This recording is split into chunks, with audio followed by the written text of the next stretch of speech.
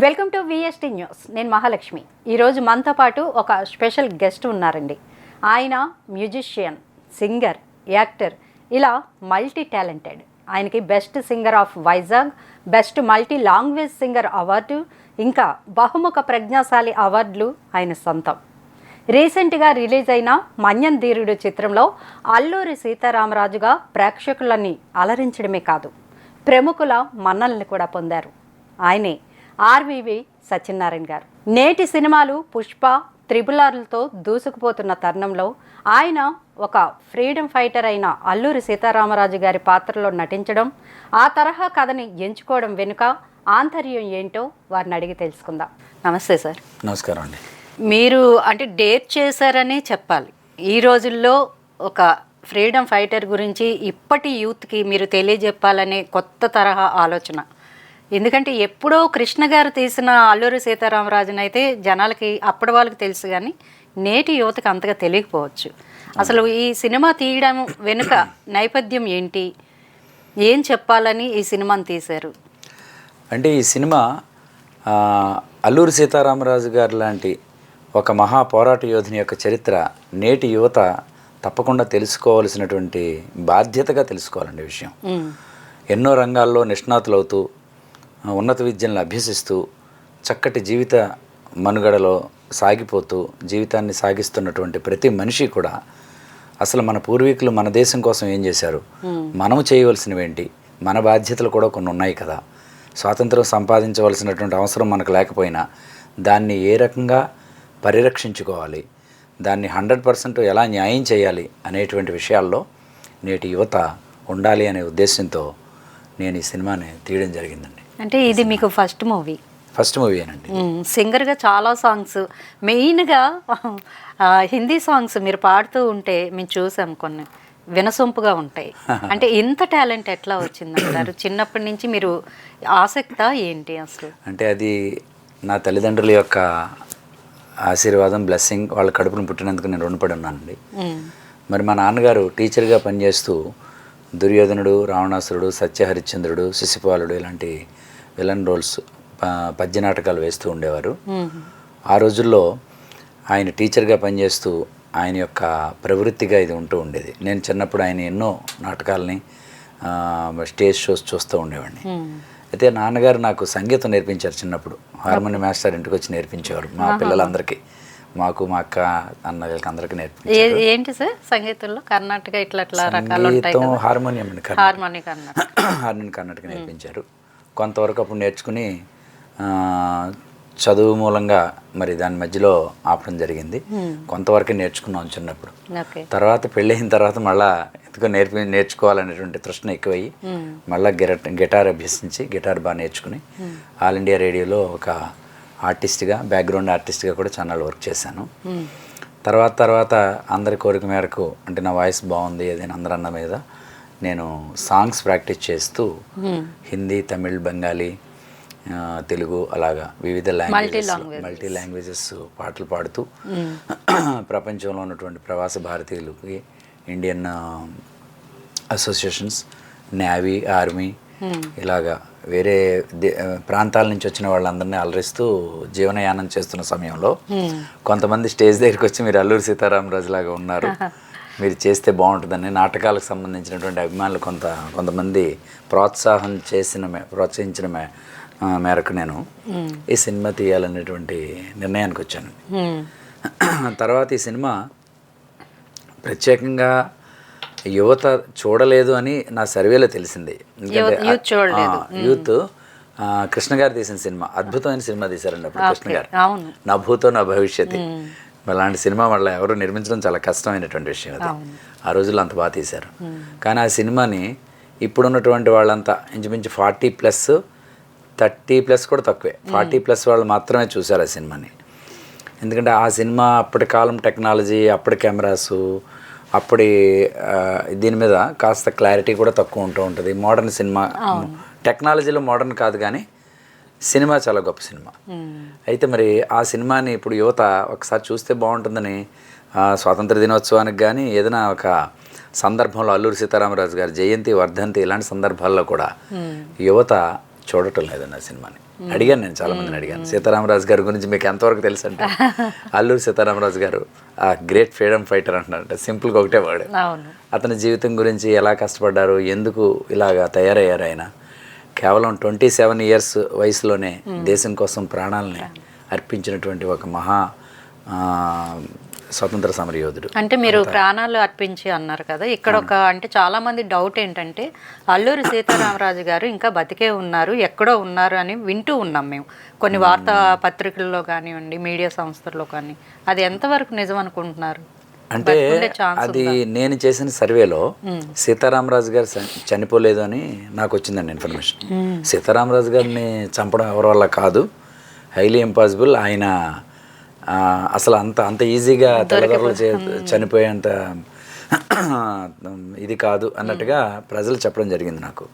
ఎందుకంటే అతని వేషంలో సీతారామరాజు గారు లాగానే తయారై చాలామంది తిరుగుతుండేవారట ఆ రోజుల్లో. అదొక వ్యూహం, వాళ్ళు చేసినటువంటి పోరాట వ్యూహం అండి అది. ఎందుకంటే సీతారామరాజు గారిని పట్టుకుంటే 10,000, అతన్ని చంపితే ఉద్యమం ఆగిపోతుందని బ్రిటిష్ వాళ్ళు ప్రకటన చేసి ఆయన దొరకట్లేదనే కోపంతో చాలామంది గిరిజనుల్ని ఎన్నో తాండాల దగ్గరికి వెళ్ళి చిన్నపిల్లల్ని సైతం గర్భిణీ స్త్రీలను సైతం చంపడం జరిగింది వాళ్ళు, అంత దారుణంగా. సో ఇలాంటివన్నీ చూసి సీతారామరాజు గారు వాళ్ళ యొక్క అనుచరులు వీళ్ళందరూ కూడా ఒక వ్యూహం పన్ని సీతారామరాజు గారు లాగానే ఒక వ్యక్తి వెళ్ళి అక్కడ ప్రాణాలు అర్పించడం జరిగింది అనేటువంటిది ఒక విషయం నాకు చెప్పారు, చాలామంది చెప్పారు. అప్పుడు సీతారామరాజు గారు వెనక నుండి మళ్ళీ సీతారామరాజు గారు చనిపోయిన తర్వాత, అంటే వాళ్ళ దృష్టిలో చనిపోయిన తర్వాత మహాపోరాటాలు జరిగినాయండి మన్యంలో. అవన్నీ కూడా మనకు సినిమాలో ఎవరు తీయలేదు, తెలియదు. అవన్నీ మన సినిమాలో చూపించారు? లేదండి. తర్వాత ఏదో చిన్న చూపించాను కానీ సీతారామరాజు గారు చనిపోయారు నిర్ధారణ అయిన తర్వాత చాలామంది బ్రిటిష్ వాళ్ళని జడిపించి హడలు కొట్టించారు వీళ్ళందరూ కూడా. పెద్ద పెద్ద పోరాటాలు జరిగినాయి. అవన్నీ తీస్తే ఇంకొక 2 సినిమాలు అవుతాయి. అందుకనే అది కూడా నిజమేనేమో అని అనిపిస్తుంది మనకి. అయితే అందుకనే ఇప్పుడు మీకు కేడీపేటలో సమాధి మీద అక్కడ రాసి ఉంటుంది మీకు, సీతారామరాజును నేను అని ఒక వ్యక్తి నిర్ధారణ చేయగా మేము అతన్ని చంపాము అని రూదర్ఫర్డ్ ఇచ్చాడు. అంటే డిక్లరేషన్ ఒకళ్ళు డిక్లరేట్ చేశారు. మరి అప్పట్లో మరి DNA టెస్టులు కానీ లేకపోతే కనీసం ఫోటో చూడటం అది కూడా లేదు కదండి అప్పట్లో. ఎలా సీతారామరాజు అనుకున్నారు వాళ్ళు? ఒక వ్యక్తి వచ్చాడు, జుట్టు గడ్డం బాణం అది పట్టుకున్నాడు, కాషాయం ధరించున్నాడు, ఇంచుమించుగా ఆ షేప్స్ అవి ఉంటే ఫోటో కంపారిజన్ కూడా లేదు, చంపేశారు సీతారామరాజు అని అన్నారు. కానీ సీతారామరాజా కాదా అది లేదు, ఆధార్ కార్డులు అవేమి లేవు కదా అప్పట్లో. అందుకని దాన్ని కరెక్ట్గా నిర్ధారణ చేయలేకపోయారు. కానీ ఒకటి మనకి అప్పట్లో అది గెజెట్లో రాశారు, అది కంటిన్యూ అయిపోతుంది. ఇప్పుడు జయంతి, వర్ధంతి ఇవన్నీ జరిగిపోతున్నాయి, మన చట్టం అయిపోయింది కాబట్టి మనం ఇంకా we have to accept it. కానీ సీతారామరాజు గారు చనిపోకపోయి ఉంటే మరి తర్వాత అయినా ఎందుకు రాలేదని మీరు అడగచ్చు. కానీ ఆయన అనుకున్నారట, చనిపోయిన తర్వాత నేను చనిపోయాను అని వాళ్ళ దృష్టిలో అనుకున్నారు బ్రిటిష్ వాళ్ళు. అనుకున్న తర్వాత ఇంకా వాళ్ళు చల్లారిపోయారు, వాళ్ళ కోపం చల్లారింది, ఇంక సీతారామరాజు గారు లేరు అని అనుకున్నారు వాళ్ళు. అనుకున్న తర్వాత వాళ్ళు ఈ గుడాన్ని ఏమి డిస్టర్బ్ చేయకుండా దాడులు ఆపి వాళ్ళ పనులు వాళ్ళు చేసుకుంటున్నారు. అయినా వీళ్ళు ఊరుకోలేదు, ఇంకా వాళ్ళని తరిమి కొట్టి వీళ్ళ ప్రాంతాన్ని పరిరక్షించుకుని ఈ సీతారామరాజు గారు ఏదైతే కోరుకున్నారో, అంటే మన్య ప్రాంతం హ్యాపీగా ఉండాలి, మన్య ప్రాంతంలో వీళ్ళ భూములు వీళ్ళే అనుభవించాలి అనేటువంటిది వీళ్ళకి కొంత సంక్రమించింది, బాగానే వచ్చింది. సో నేను అనుకున్న కార్యక్రమం అయింది కాబట్టి ఇంకా నేను మళ్ళీ బ్రతుకున్నాను, నేను వచ్చి మళ్ళీ వాళ్ళని డిస్టర్బ్ చేయడం ఎందుకని చెప్పి ఈయన వెనకాలే ఉండి చీకట్లోనే ఉండి పోరాటాలు నడిపించి కొన్నాళ్ళకి న్యాచురల్గా డెత్ ఉంటుంది మనిషికి. అలాగే సైలెంట్గా అతను అసలే అతను సన్యాసి దీంట్లో ఉండేవారు కదండి, ఒక యోగిలాగా. అదేవిధంగా ఆయన జీవించి కాలం చెల్లించారు అనేటువంటి విధానం ఈ యొక్క గిరిజన ప్రజలు కొంతమంది నాకు ఒక సర్వేలో చెప్పారు నాకు. అంటే మీరు అన్నట్టు కృష్ణ గారి సినిమా యాక్చువల్గా చెప్పాలంటే నేను కూడా చూడలేదు ఇప్పటి వరకు. కాకపోతే మాకు తెలిసిన సీతారామరాజు ఎవరు అంటే RRRలో రామ్ చరణ్ గారు వచ్చే ఆ సీన్ అసలు మేము ఊహించుకున్నాం, అబ్బా సీతారామరాజు అంటే ఈయననా అనుకున్నాము. తర్వాత మీ సినిమా వచ్చిన తర్వాత ఆ పోస్టర్ చూస్తే, నిలువెత్తు పోస్టరు, ఇలాగే ఉండేవారా లేకపోతే ఈయనేనా అన్నట్టు ఆ ఫీలింగ్ కూడా కలిగింది సార్ మాకైతే. అంటే ఒక పాత్రలో మనం లీనం అవ్వాలంటే అంత ఈజీ కాదు. ఆ పాత్ర కోసం మీరు ఎంత ఎఫర్ట్ పెట్టారు అనేది కూడా తెలుస్తూ ఉంటుంది ఆ గెటప్లో. మీరు ఎన్నాళ్ళు కష్టపడ్డారు ఈ సినిమా కోసం? అంటే సీతారామరాజు గారి యొక్క గెటప్ అది రావాలి అంటే ఏమిటని ఆలోచించానండి ముందు. సీతారామరాజు గారి యొక్క ఆ యొక్క పోస్టర్ ఏంటి, ఆయన ఏ రకంగా ఉండేవారు, ఎలాంటి బట్టలు వేసుకున్నారు, ఎలాంటి చెప్పులు వేసుకున్నారు, బాణం ఎలాంటి బాణం, దాని హైటు వెయిట్, ఆ బాణం ఎలా ఉండేది, ఆయన యొక్క హెయిరు, ఆయన యొక్క తీరు పద్ధతి ఎలా ఉంది, ఇవన్నీ కూడా కొంచెం ఒక 1 or 2 months స్టడీ చేశాను. అవన్నీ నేచురల్గా ఉండాలి అంటే కనుక ఆల్ ఆఫ్ సడన్ నాకు ఈ మేకప్తో వచ్చేది కాదు, అంత ఈజీగా రాదు. So first thing body fitness, అది ఎలాగో నేను కొంచెం నా అలవాటు అండి, మామూలుగా నా ప్యాషన్. చిన్నప్పటి నుంచి నేను స్పోర్ట్స్ ఇలాంటి అట్లా ఉన్నాను కాబట్టి అది కొంచెం నా ప్లస్ అయింది. తర్వాత సీతారామరాజు గారు చేసినటువంటి పోరాటాల్లో ఎంత యాక్టివ్గా ఉన్నారు, ఎలాంటివి చేయాలి, ఇలాంటివి ఆలోచించి ఒక 1.5 year ఈ యొక్క పోస్టర్ చేసుకోవడానికి కష్టపడ్డానండి. 1.5 year. మరి హెయిర్ బాగా పెరగాలంటే ఇవన్నీ ఉండాలి కదా, అవన్నీ చేసుకున్నాను. అందుకే కొంచెం న్యాచురల్గా మీరు అన్నట్టు. అంటే మాకు తెలిసి మీకు మీ నోస్ ప్లస్ అయ్యి ఉంటుంది, కొట్టేరు ముక్క అంటారు కదా. చాలా మంది సీతారామరాజు గారికి అది ప్లస్ అయింది, మీ ఫేస్ ప్లస్ అయిందని అంటే అనుకున్నాను. అంటే ముందుగా నేను కొంచెం డౌట్ ఫీల్ అయ్యానండి. ఎందుకంటే కృష్ణ గారు సినిమా చూసిన తర్వాత 6 feet హైట్ ఉన్నారు కదా సీతారామరాజు గారు, నేను కొంచెం షార్ట్, అందుకంటే నేను 5'7". సో నా హైట్ సరిపోదేమోనండి అని అన్నాను చాలామంది. కాదండి, సీతారామరాజు గారి హైట్ అంతా రియల్గా నెట్లో చూడండి అంటే ఆయన 5'4" ఉంది అంతే. సో కృష్ణ గారు తీసింది ఆయన హైట్ మీద చేశారు, అది రిజిస్టర్ అయిపోయింది మీకు. కానీ ఒరిజినల్గా సీతారామరాజు గారి హైట్ మీ హైట్ ఒకటే, అండ్ వెయిట్ కూడా 60 kgs సంథింగ్ అయినా వెయిట్ మీది అన్నీ మ్యాచ్ అవుతున్నాయండి. అందరూ మళ్ళా అంటే నేను కూడా నెట్లో చూసి అన్నీ చెక్ చేసుకుని ఓకే చేశాను అనమాట దాని గురించి. అంటే ఫిట్నెస్ కోసం స్పెషల్గా ఏమైనా డైట్ అనేది తీసుకున్నారా మీరు? నార్మల్గా నేను చేసే రొటీన్ ప్రాసెస్, రెగ్యులర్గా వాకింగ్ అండ్ జిమ్ ఇవన్నీ రెగ్యులర్గా చేసుకుని ఫిట్నెస్ చేసుకున్నాను మామూలుగా. ఈ సినిమాలో దేశభక్తి కోసం ఒక సాంగ్ మీరే పాడారని విన్నాము. అవునండి. ఈ సాంగ్ని ఎవరు రాశారు? అంటే ఆ షూట్ కూడా లొకేషన్స్ మాకు చాలా నేచురల్గా అనిపించాయి. ఎక్కడ షూట్ చేశారు? ఈ సినిమాలో ఉన్న దేశభక్తి గీతం అది దేశ ప్రజల కోసం, ముఖ్యంగా విద్యార్థులకి, పెద్దవాళ్ళకి కూడా ఈ పాట నేర్చుకోవాలి అనేటువంటి నా యొక్క ఉద్దేశంతో ఈ పాట చేయడం జరిగిందండి. సీతారామరాజు గారు సంస్కృతం మాట్లాడేవారు అంటండి ఆ రోజుల్లో. 120 years బ్యాక్. మరి తెలుగు చాలా స్వచ్ఛంగా ఉండేది, ఇంగ్లీష్ మిక్స్ తక్కువ, చాలా చక్కటి తెలుగు, అందమైనటువంటి భాష, మన భాష, దేశ భాషలందు తెలుగు, అంత మంచి భాష. సీతారామరాజు గారు సంస్కృతం మాట్లాడుతూనే ఉండేవారు ఎక్కువ. సో అందుకని అలాంటి పదజాలంతో సీతారామరాజు గారే దేశ భరతమాతని ఊహించుకుంటూ ప్రేమిస్తూ చక్కగా ఒక మంచి హిమాలయ ప్రాంతాల్లో పాడుకుంటూ వస్తే ఎలా ఉంటుందని ఒక ఆలోచన వచ్చిందండి. సీతారామరాజు గారు కూడా బ్రహ్మకపాలం ఇలాంటి ప్లేసులకు వెళ్ళారు. ఆయన వెళ్ళి అక్కడ ఈ ధ్యానం చేసి కొన్నాళ్ళ పాటు, ఒక ఇంచుమించుగా దగ్గర 1 సంవత్సరం పాటు ఆయన సన్యాసిగా తిరిగి, ఆయన ఎంతో ఒక దృఢ సంకల్పంతో ఈ యొక్క ఒక పూజ చేసుకునేది ఒక మంచి దీంతో వచ్చారన్నమాట. ఈ దేశాన్ని రక్షించాలి అనేటువంటి తాపత్రయంతో వచ్చి పోరాటం చేయడం జరిగింది. మేము కూడా సీతారామరాజు గారు తిరిగిన ప్రాంతాలకు వెళ్ళి ఈ సినిమా తీద్దామని ముందు అనుకున్నాం, ఆ లొకేషన్స్కి వెళ్ళి. అందుకనే హిమాచల్ ప్రదేశ్లో ఉన్న మనాలి, రోహతంగ్ పాస్, లేహ్, లదాఖ్ ఇలాంటి ప్రాంతాలకు వెళ్ళి ఈ సినిమా పాట షూట్ చేసామండి. ఈ పాట ఆ సాంగ్ షూట్కి ఎన్ని రోజులు పెట్టింది సార్? సాంగ్ షూట్కి ఒక 5 days పెట్టిందండి. 5 days పెట్టింది. ఈ పాట రాసినది తుంబలి శివాజీ గారని ఒక మంచి సాహిత్యవేత్త, మంచి సాహిత్యం తెలిసిన ఆయన. చాలా సినిమాల దగ్గర 15 సినిమాల దాకా పాటలు రాసిన ఆయన ఈ పాట నేను ఇస్తానండి ఆయన ఇంటర్మీడియట్లో రాసి ఉంచుకున్నారంట. ఆయన నౌ హీస్ 50 years. అప్పటి నుంచి కూడా ఆ పాటను ఎవరికి ఇవ్వలేదు, నా కోసం. అంటే చిన్న ఆర్గనైజేషన్స్లో చేస్తే అది అక్కడతో అయిపోతుంది, ఏదో ఒక పెద్ద సినిమాకి ఇద్దాం ఈ పాటని, సినిమాలో అయితే చిరస్థాయిగా ఉండిపోతుంది కదా, అది ఎప్పుడు దొరికితే అప్పుడే ఇద్దామని ఆయన ఇంటర్మీడియట్ అప్పుడే రాసుకుని అది దాచుకుని ఉంచుకున్నారట. నేను సినిమా తీస్తున్నానని తెలిసి నన్ను అడిగితే అప్పుడు సినిమాలో అయితేనే పెడతానండి అని అడిగారు. సినిమా పెద్ద సినిమా అయినండి థియేటర్కి వస్తుంది, షార్ట్ ఫిల్మ్ కాదు అని చెప్పడం జరిగింది. సో దాంతో ఆయన యాక్సెప్ట్ చేశారు. ఆ పాటను నేను అందులో పాడి చిత్రీకరించి మీకు వేయడం జరిగిందండి. ఓకే, అంటే కొన్ని సాంగ్స్ని దేశం కోసమో జాతి కోసమో అంకితం చేస్తూ ఉంటారు. అలా చేసే ఆలోచన ఏమైనా ఉందా మీకు? ఈ పాటను జాతికి మరి అంకితం చేస్తున్నానండి. అంకితం చేస్తున్నారు పూర్తిగా దేశభక్తి గీతం.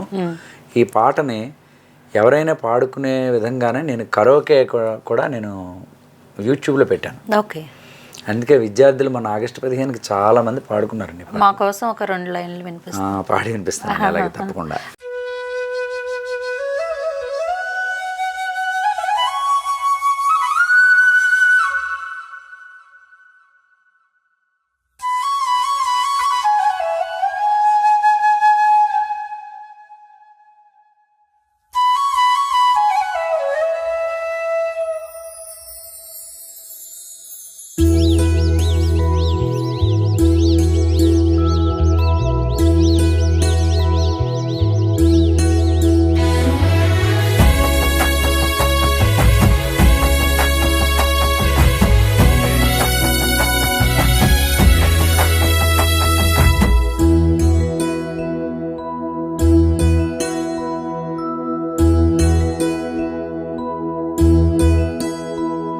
నమోస్తుతే నమోస్తుతే భారత మాత, సమస్త ప్రపంచ ప్రజ సన్నుత చరిత.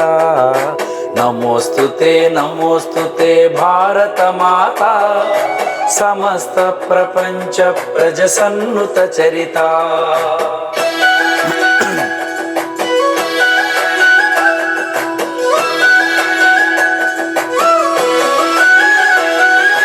ప్రాతః సంధ్యా పులకిత రుచిర సుప్రభాత, ప్రాతః సంధ్యా పులకిత రుచిర సుప్రభాత. వైతాళిక గళస్వనిత వైదిక శుభగీత, ఆతతనా సేతు సీత సిత హిమాద్రి సహిత, ఆతతనా సేతు సీత సిత హిమాద్రి సహిత. భూతిపూర్ణ మహామహిత కృషిక సస్య హరిత, కృషిక సస్య హరిత. నమోస్తుతే నమోస్తుతే భారత మాత, సమస్త ప్రపంచ ప్రజ సన్నుత చరిత.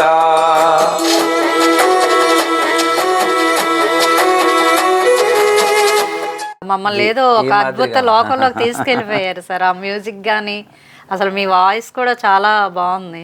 థ్యాంక్ యూ అండి. అంటే మీరు మల్టీ లాంగ్వేజ్లో పాడతారు కదా సార్? అవునవును మేడం. ఇంకొక సాంగ్ ఎట్లా సాంగ్ పాడారు, ఇంకొక సాంగ్ అంటే మీరు ఎక్కువగా మీరు సప్పున్నకి రాణి కబ్ ఆయగీత్, ఆ సాంగ్ మా ప్రేక్షకుల కోసం ఒకసారి పాడి వినిపిస్తానండి. అంటే ఈ పాట అంటే ఈ భారతమాత పాట పాడాను కదా, ఇందులో ఒక చిన్న విషయం చెప్పాలనుకుంటున్నాను. చెప్పండి సార్. ఈ పాట భారతమాత పాట అంటే ఇందులో పదజాలం అంతా కూడా కొంచెం అర్థం కాని విధంగా, అంటే సామాజిక భాషలో లేదు, మీకు కొంచెం గ్రాంధికం ఉంది ఇందులో. కానీ ఈ గ్రాంధిక భాషని ఏ విద్యార్థులైతే ఏ పెద్దవాళ్ళైనా సరే చక్కగా ఎవరైతే వాళ్ళు పాడగలుగుతారో వాళ్ళకి స్వచ్ఛమైన తెలుగు వస్తుందని చెప్పి అనుకోవచ్చు మీరు. ఓకే, ఎందుకంటే సమస్త ప్రపంచ ప్రజ సన్నుత చరిత, ప్రాతః సంధ్యా పులకిత రుచిర సుప్రభాత, వైతాళిక గళస్వనిత వైదిక శుభగీత. అంటే అందమైన తెలుగు అండి, చక్కటి. ఈ రోజుల్లో తెలుగు మాట్లాడటం కూడా చాలామంది మర్చిపోతున్నారు, అంటే రావట్లేదు కూడా. కాబట్టి తెలుగు భాషను బాగా నేర్పించాలని ఎవరైతే తల్లిదండ్రులు అనుకుంటారో చిన్నపిల్లలందరికీ పాట నేర్పించాలని నేను అనుకుంటున్నా. దీంట్లో అర్థం కూడా చాలా చక్కటి అర్థాన్ని మా యొక్క లిరిక్స్ రైటర్ గారు తుమ్మల శివాజీ గారు క్రోడీకరించారు. అంటే ప్రపంచ ప్రజలందరి చేత పొగడబడే చరిత్ర కలిగిన భారతమాత నీకు నమస్కారం.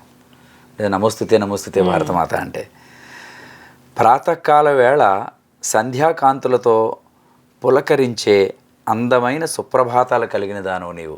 అంటే భారతమాతను ఎలా వర్ణిస్తున్నాడు చూడండి కవి. వైతాళికుల గొంతులో పలికే అందమైన వైదిక శుభగీతాలు కలిగిన దానవు. ఆసేతు హిమాచలము అనేక విభూతులతో సంపదలతో గొప్పదైన దానవు. పంటచేల ఆకుపచ్చదనంతో వెలసిల్లే దానవు. అంటే మన భారతదేశాన్ని పొగుడుతూ మన భారతదేశం గొప్పతనాన్ని మనం తలుచుకుంటూ ఉంటే మన భూమి మీద మనకు ప్రేమ పెరుగుతుందండి. అవును. మనం పుట్టినందుకు మనం రుణం తెచ్చుకునే వాళ్ళం అవుతాం. మాతృభూమి. చాలామంది మాతృభూమిని ద్వేషిస్తూ ఏం చేసింది ఈ దేశం నాకు, అవును. వేరే కంట్రీ వెళ్ళిపోదాం అనుకుంటూ ఉంటారు. వెళ్ళొచ్చు, బ్రతుకు తెరువు కోసం వెళ్ళొచ్చు, కానీ మన భారతదేశం అన్నిటికంటే గొప్పదని మాత్రం మర్చిపోకండి. చిరునవ్వుల వెన్నెలకు కురిసేదానవు, మంచిని మాట్లాడేదానవు, మంచి పుట్టుక కలిగిన దానవు, ఆశ్చర్యం గొలిపే కాశ్మీరుని కిరీటంగా కలిగి వెలుగొందిన దానవు. నిజంగా అంత మంచి కాశ్మీరం కిరీటం మన దేశానికి ఏ దేశానికి ఉందండి అంత గొప్ప కిరీటం? లేదు కదా. అందుకని ఆ గొప్పతనం చూడండి. 4 వేదాలు స్మృతుల వాదనాబలంతో తెలియబడే దానవు, కీర్తి పుష్పాలతో అలంకరించబడిన దానవు, సమతకు ప్రతీతవు.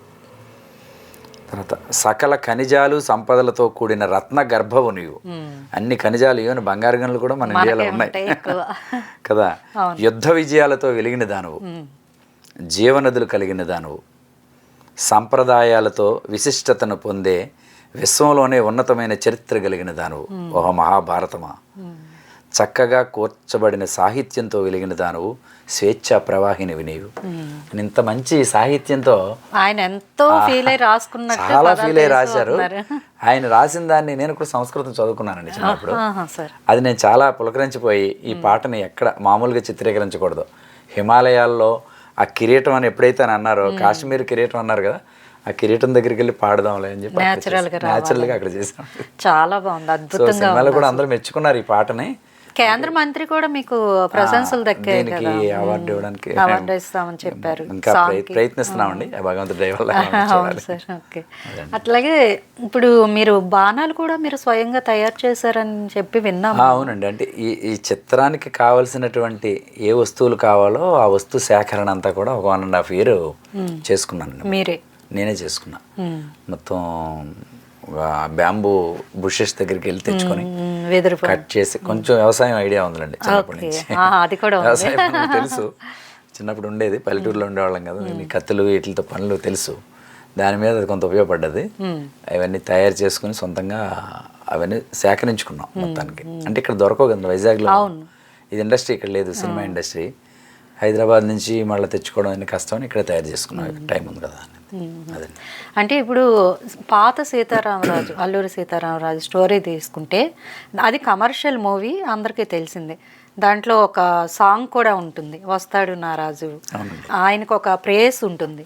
మరి మీ సినిమాలో హీరోయిన్నే లేదు అండి. యాక్చువల్గా సీతారామరాజు గారు ప్రేస్ ఎవరు లేరండి, స్టోరీలో కూడా లేరు.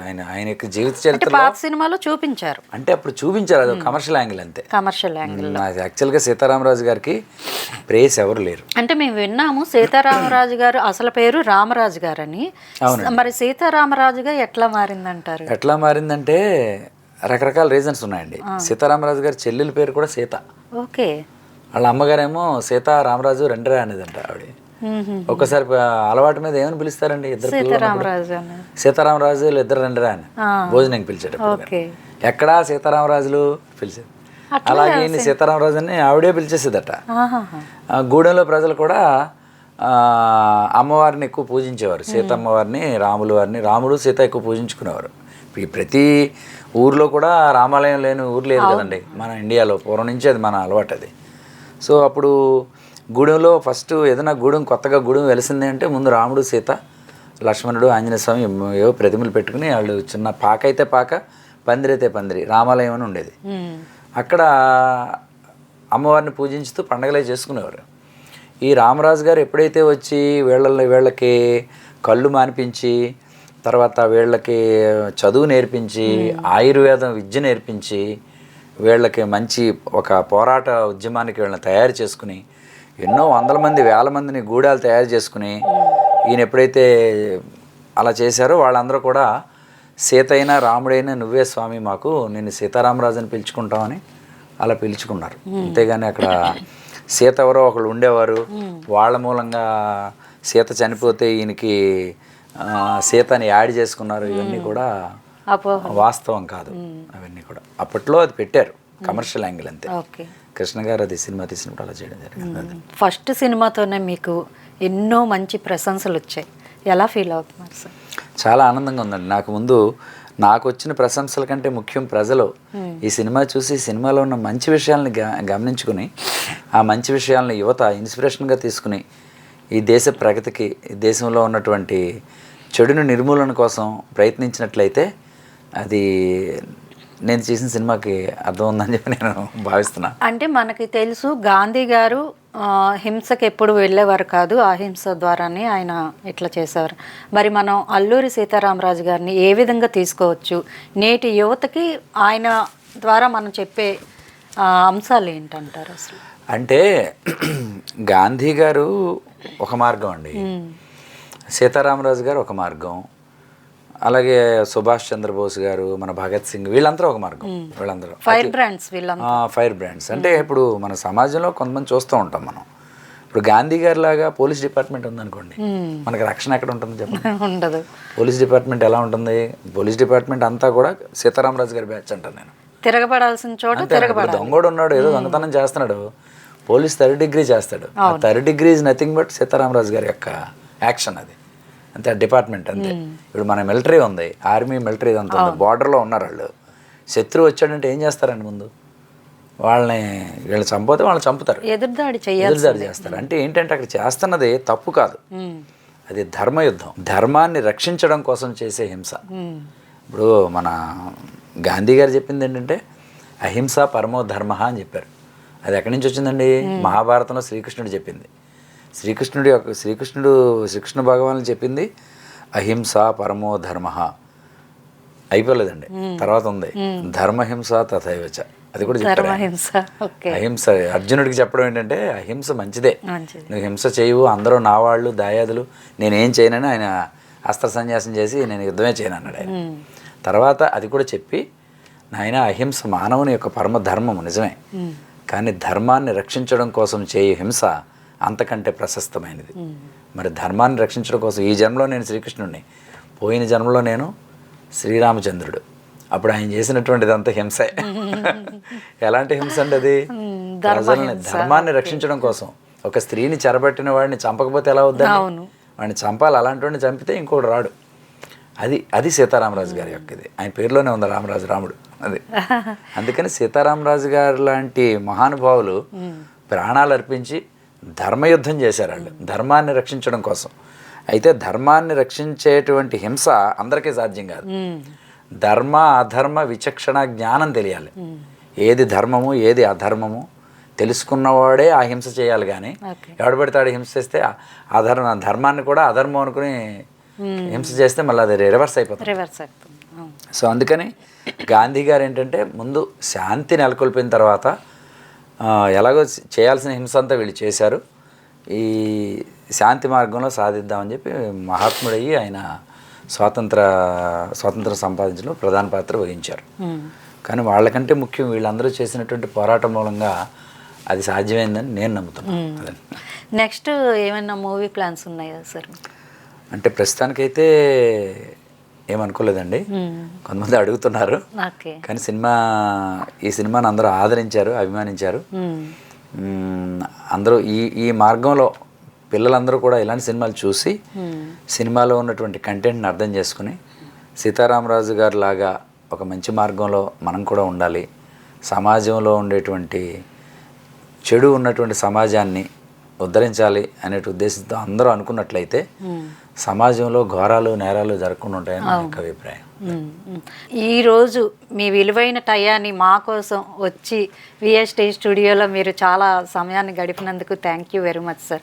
మేము పిలవగానే మీరు గౌరవించి మా స్టూడియోకి వచ్చినందుకు ధన్యవాదాలు. అట్లాగే మీరు మరిన్ని చిత్రాలు తీయాలని, మంచి విజయాలు సాధించాలని మా విఎస్టీ న్యూస్ తరఫు నుంచి మేము కోరుకుంటున్నాం sir. Thank you very much sir.